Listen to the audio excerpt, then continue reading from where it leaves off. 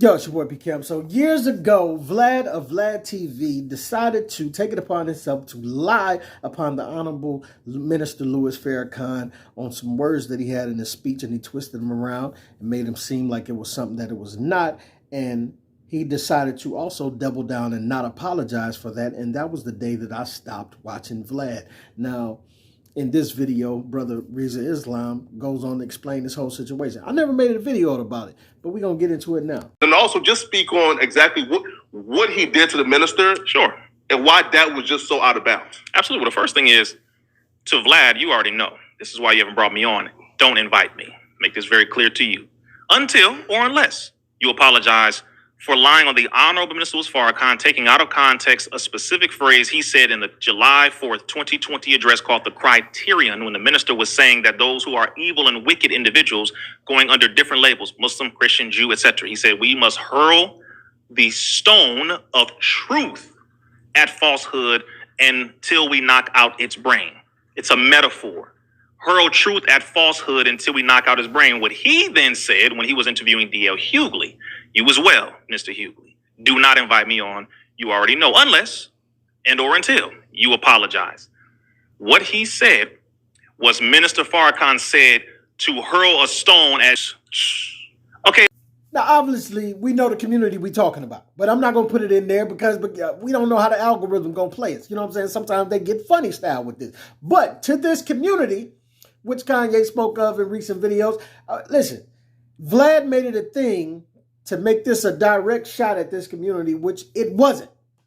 And this is what I don't like about some of the way that Kanye has been played in these situations, because I feel like some of the things that's being said is not necessarily anti-Samsonite, but because it's just mentioning this group, it's being taken that way and being weaponized by people like Vlad, who is making it seem to be something that it is not.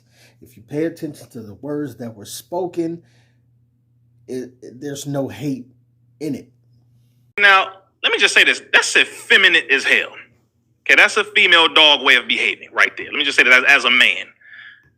You're talking about a man who was 88, an elder. You don't have to agree with everything he says. Fine. That's fine. But you don't have to lie on somebody. That's kind of... You're soft. There's something wrong with you. That's what any one of us who get up here lying on somebody, especially an elder who is fighting for the freedom of the people, black, white, whatever you want to call it, but knock that off. So when he did that, that's when I went off on him.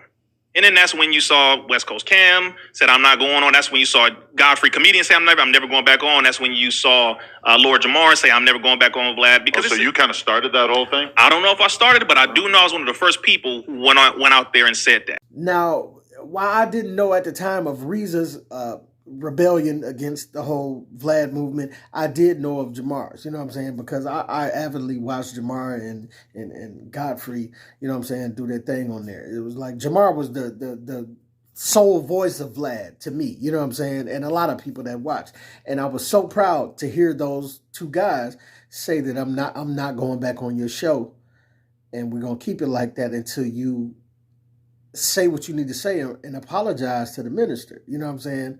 And unfortunately, that didn't happen. And more unfortunately, other black people did not think it enough importance to stop going on this show. They kept going on this show while people like Jamar and Godfrey and Riza Islam was like, you know what, we're not doing that no more. And that's the problem with the whole separation in this whole thing, that we can never be together on something.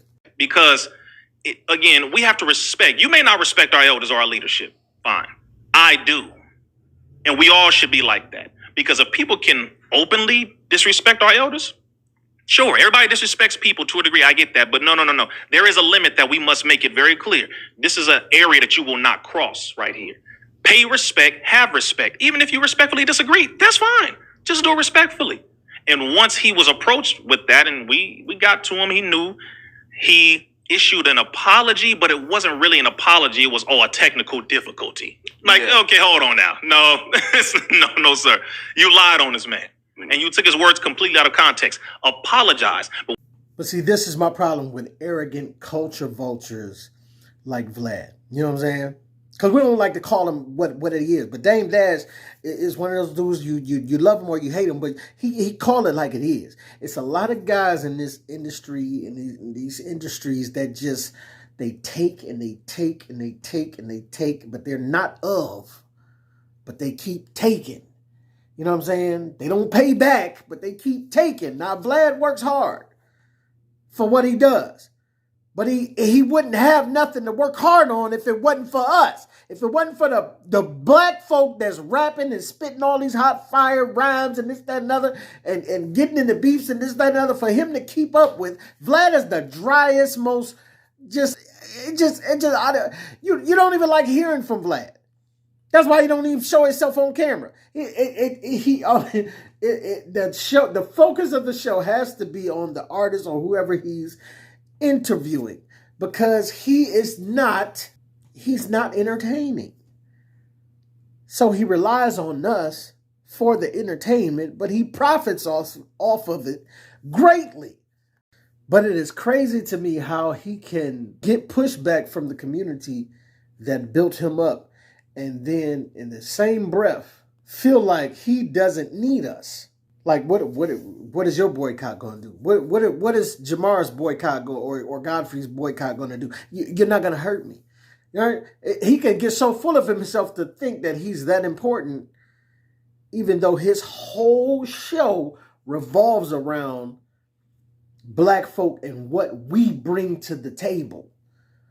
Because you by yourself, Vlad, is as bland as, flour by itself.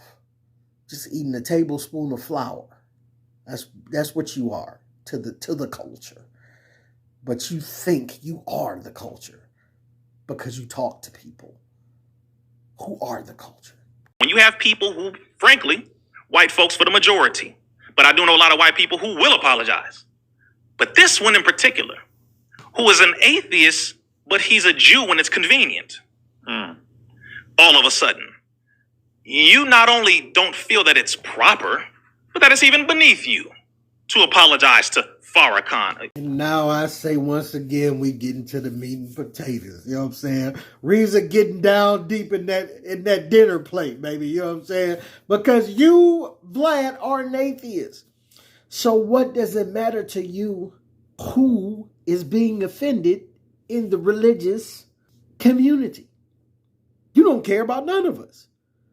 Christian, or this one or that one or this, that, and other, and the other ones that you know what I'm talking about. So why would it make any sense that you would care who is being offended in the religious community? Listen, Mr.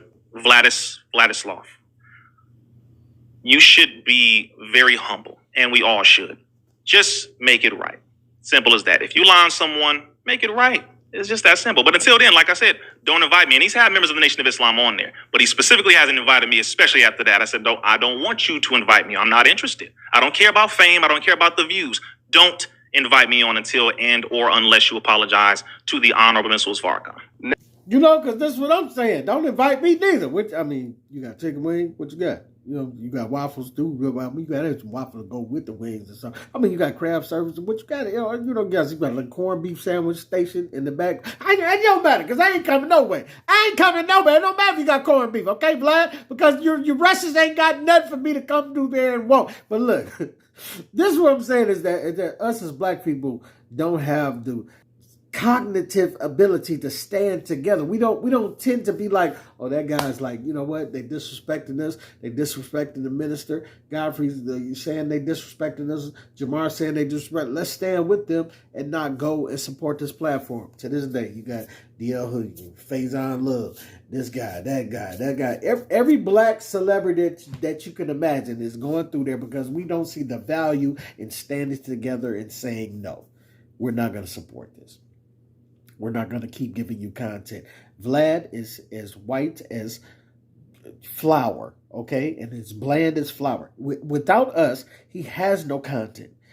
He has no sugar, no flavor. I'm just saying, without us providing this content to the white, bland flour that Vlad is, it wouldn't be what it is. So we got to stand together. But until we do and say no, I don't know where we're going to be. But It's your boy P Camp. Tell me what you think, what you don't think.